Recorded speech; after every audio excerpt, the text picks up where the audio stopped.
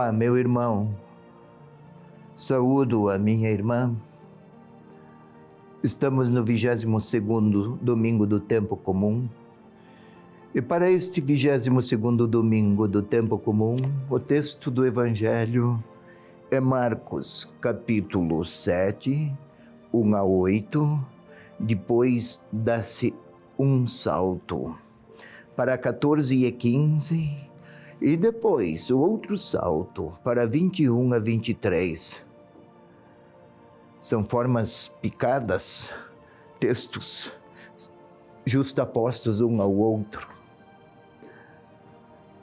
Eu vou ler primeiro, em seguida a explicação. Acompanhe comigo. Se tiver sua Bíblia, repito, 7, 1 a 8, de Marcos. Depois 14 a 15. Depois 21 a 23.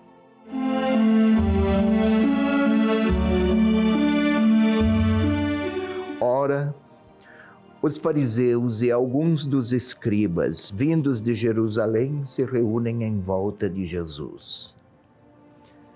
Vendo que alguns dos seus discípulos comiam os pães com mãos impuras, isto é, sem lavá-las, os fariseus, com efeito, e todos os judeus, conforme a tradição dos antigos, não comem sem lavar o braço até o cotovelo, e ao voltarem da praça pública, não comem sem antes se aspergir. E muitos outros costumes que observam por tradição, lavação de copos, de jarros e outros vasos de metal.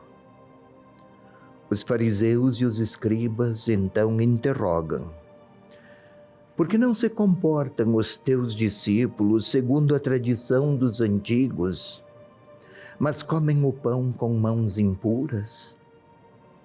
Ele lhes respondeu: bem profetizou Isaías a respeito de vós, hipócritas, como está escrito: este povo honra-me com os lábios, mas o seu coração está longe de mim. Em vão me prestam culto, e as doutrinas que ensinam são apenas mandamentos humanos. Abandonais o mandamento de Deus, apegando-vos à tradição dos homens. E chamando de novo para junto de si a multidão, disse-lhes: ouvi-me todos e entendei. Nada há no exterior do homem que, penetrando nele, o possa tornar impuro. Mas é o que sai do homem, isto é que o torna impuro.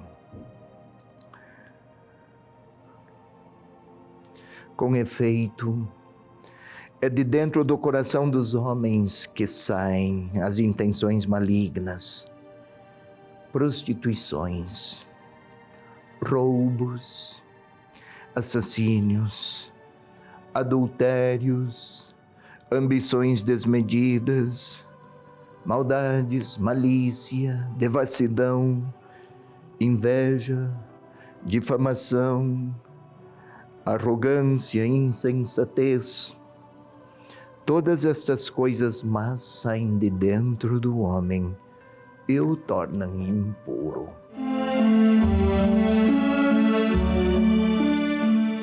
É esta a palavra do Evangelho deste 22º domingo do tempo comum. Vamos lá. Ora, os fariseus e alguns escribas vindos de Jerusalém se reúnem em volta dele. É a segunda vez que vêm até Jesus fariseus e escribas vindos de Jerusalém. Jesus está em Cafarnaum. Ponhamos lá uns 115 quilômetros distante de Jerusalém. Para a época eram 4, 5 dias de viagem. Em situações extraordinárias, 3 dias e meio. Olha, é uma distância e tanto para os padrões da época. Uma viagem tão longa para interrogar Jesus. Os escribas são os que conhecem a lei e os fariseus representam uma parte do judaísmo muito aferrada à observância de centenas de regras. Foram até Cafarnaum interrogá-lo. O problema deveria ser sério para uma decisão deste calibre e desta grandeza. Pois bem, vendo que alguns dos discípulos de Jesus comiam com mãos impuras. Vamos lá, mãos impuras. Não se trata aqui de critérios higiênicos. As mãos representam as ações. Não esqueçamos disso. Estamos na cultura daquela época. Não é apenas a mão, as mãos e até os cotovelos, como se tratasse de uma ritualidade higienizadora. Não isso. O pão era considerado o dom de Deus. Então eu não vou tocar neste dom de Deus se as minhas mãos não forem puras. Se as mãos representam as ações, se as minhas ações não forem benévolas. Não se trata apenas de uma ritualidade de quem lava com alguma água, como se isso bastasse para tornar o interior humano purificado. Até para se lavar, lavavam-se as mãos, também os pés. Para quem ia ao supermercado e à feira, poderia passar próximo de uma pessoa em condição ritualmente impura, então deveriam lavar também os pés. Não por razões higiênicas, já falei. Se ao descer algumas escadas para lavar os pés, deveria retornar lá na piscina, abaixo, no tanque, no reservatório, digamos assim. Se descesse alguns degraus para chegar até lá, não deveria subir pelos mesmos, porque aqueles degraus tinham sido pisados por pés impuros. Descia por alguns degraus e retrocedia por outros. Tamanha era a severidade com que observavam regras de toda ordem. Para lavar a mão, tomavam do recipiente, com a mão esquerda primeiro para lavar a direita. Depois tomavam com a mão direita por um outro cabo do mesmo recipiente, mas não o mesmo, porque quando fora tomado o primeiro com uma mão não lavada, então se tocasse com a outra mão já lavada, estaria, sob o ponto de vista da ritualidade, impuro novamente. Então pegava pelo outro, ainda não tocado, pela outra alça do recipiente. Olha, até onde tinha chegado. Pois bem, os fariseus e os escribas o interrogam, por que não se comportam os teus discípulos? E aí então a resposta de Jesus: não é o que entra, que torna impuro o coração humano, mas o que de lá sai. E aí vem uma lista de 12 classificações de comportamentos e de ações para as quais as mãos, de alguma maneira, estão a servir e a serviço. Veja aí, acompanhemos. Com efeito, é de dentro do coração humano que saem as impurezas. Coração. Não esqueçamos, se para nós é a sede dos sentimentos, assim usamos nessa linguagem, para a cultura do tempo era o centro das decisões. E as mãos vão executar o que procede da interioridade que decide. E aí, prostituições, roubos, assassínios. Fala no plural, Prostituição é vender a si mesmo. Não é apenas uma questão sexual, é vender a si. Oferecer a própria liberdade e a própria dignidade como contrapartida de alguma expressão expressão, conteúdo ou vantagem que desfigura o coração humano. É desde lá que desfigura a interioridade humana. É desde lá que as diferentes formas de venda da própria liberdade brotam, das maldades, dos adultérios. E daí inveja, difamação, arrogância, insensatez. Não sei se percebeu, meu irmão, minha irmã, dentre estas 12 formas de impureza que procede do interior humano, nenhuma delas se refere a Deus, mas são todas formas de impureza que se desencadeiam contra o irmão ou a irmã ou contra outra pessoa.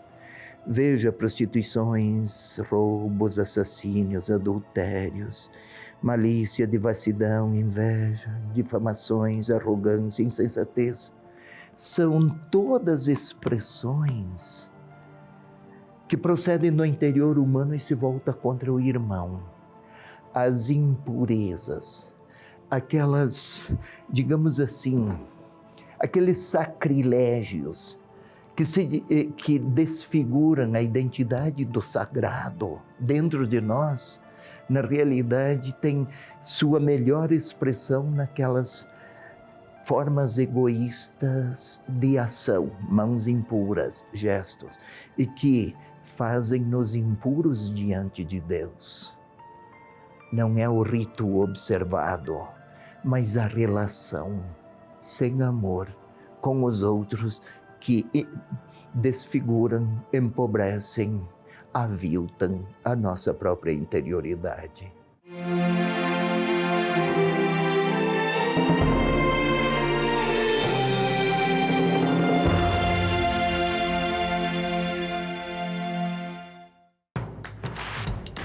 Não perca mais nenhum vídeo da TV Evangelizar. Inscreva-se agora.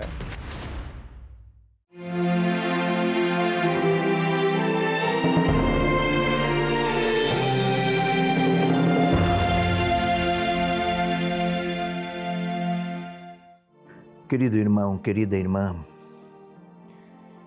vamos agora à segunda parte da nossa leitura orante, ou do nosso programa Leitura Orante. Agora sim, vamos orar.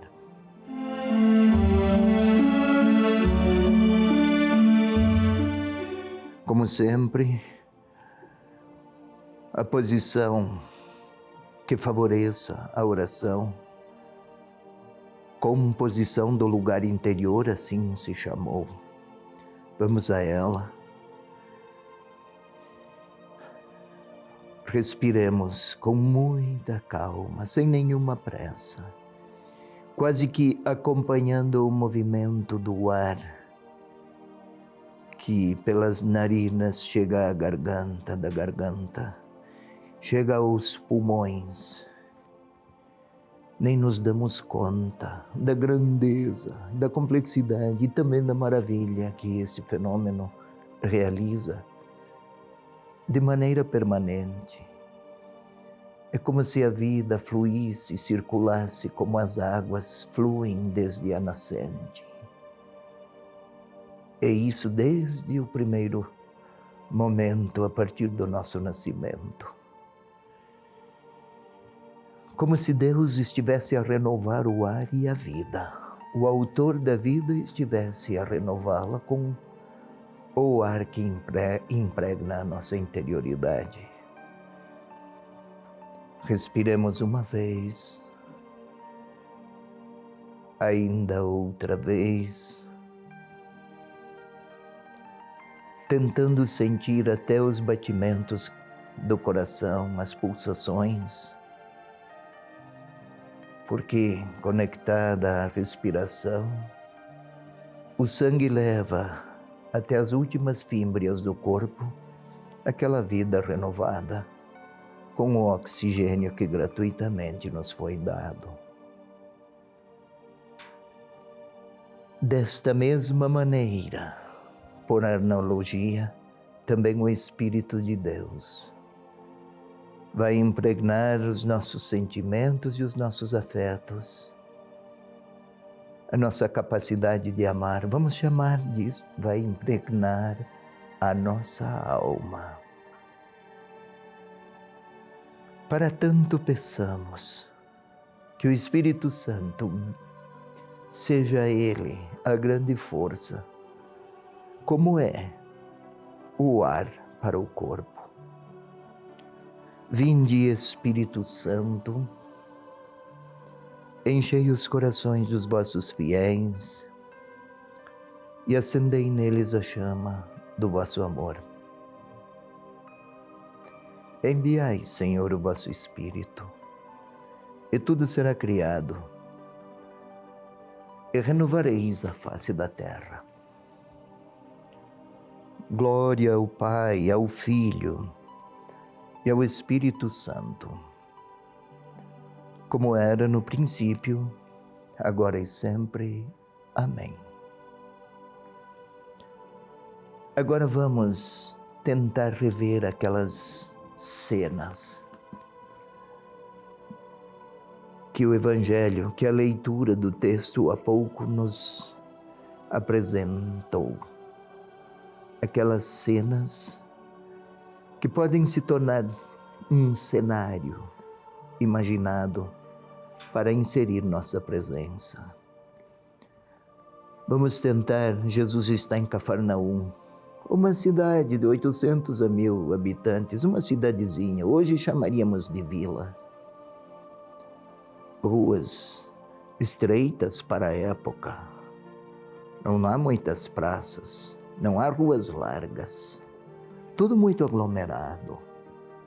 Mas digamos que uma pequena praça, vamos imaginar isso. O Senhor está lá com seus discípulos. E chegam estes emissários vindos de Jerusalém. Estão suspeitando, desconfiados, preocupados talvez porque a liderança de Jesus inquieta aquelas lideranças religiosas oficiais.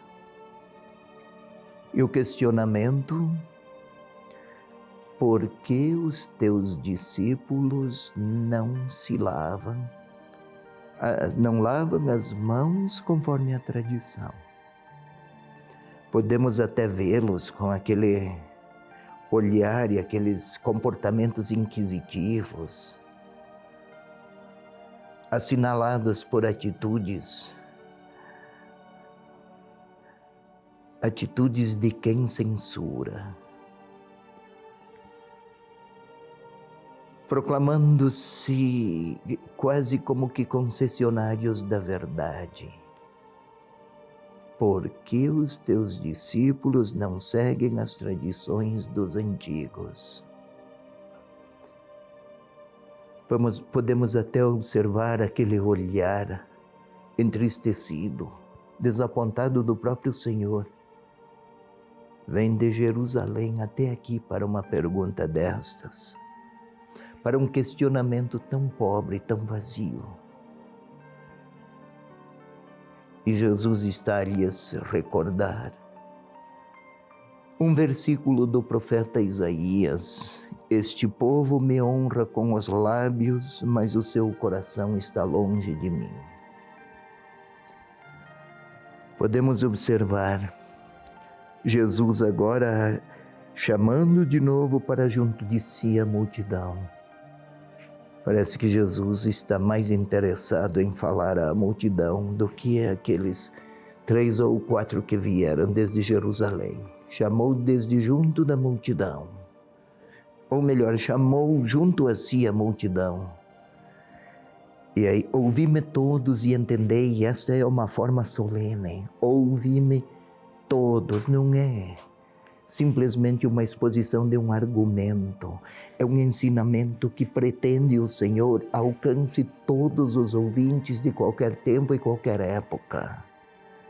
E a frase solene: não há nada que torne o homem impuro desde fora que torna impuro o homem, mas é desde dentro. Podemos observar o Senhor a continuar com seus argumentos.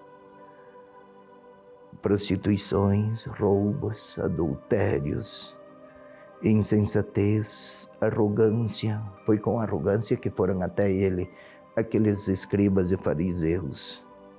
Devassidão, inveja, violência, assassinatos. Aquela lista que há pouco vimos. O Senhor está a explicar para as multidões, para aqueles que queriam ouvir. Os que foram lá para inquiri-lo, claro, não tinham intenções nobres. Queriam argumentos para poder, pretextos, comportamentos pretestuosos, para poder incriminá-lo. Tentemos ver o Senhor a falar, ouvir a voz, inclusive. O Senhor os chamou, podemos vê-los aproximar-se dele. E a lista é de dentro do coração dos homens que saem as impurezas. São intenções malignas, daí prostituições, maldades, no plural.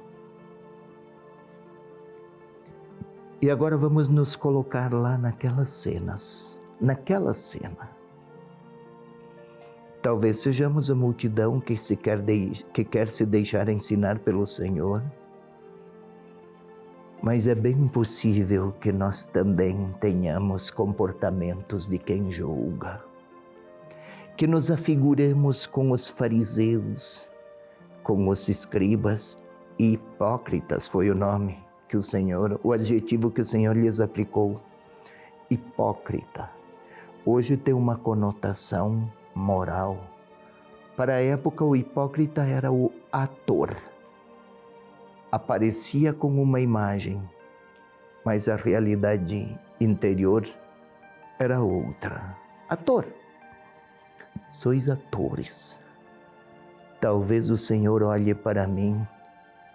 Não sei se eu me apresento diante do Senhor como um dos inquisidores que foi lá questionar, ou talvez seja eu alguém da multidão,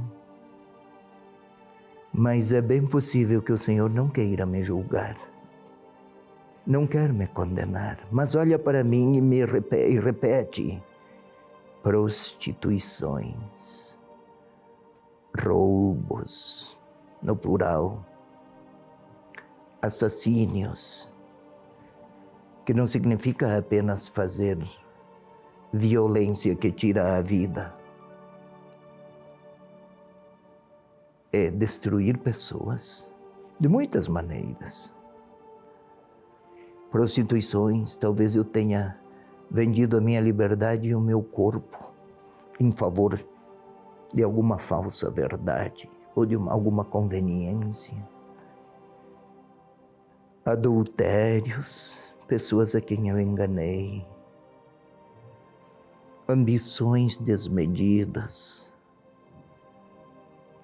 Quem sabe o Senhor percebe isso em mim, não quer me condenar, porque sabe que não o procuro para dele cobrar, mas procuro-o porque quero segui-lo, quero me deixar ensinar por ele. Ele não quer qualificar-me de hipócrita, mas quer olhar para mim e dizer: o risco maior não é o que vem de fora, mas o que está dentro. É desde lá que procedem situações que desfiguram, empobrecem e golpeiam a minha própria nobreza interior. Como vencer tudo isso? Talvez eu deva dizer ao Senhor, pedir a Ele o dom de alargar os ouvidos para acolher sua palavra, para acolher sua voz e sua pessoa. Porque sozinho, Ele sabe, eu não consigo. Então vou pedir o que a Ele? Qual é a graça? Qual é a súplica? Não seria benefícios de outra natureza, senão vou pedir a Ele que sua palavra tire de mim essa pequena lista de 12 maldades que posso, de alguma maneira, causar aos outros. Isto faz de mim um homem impuro.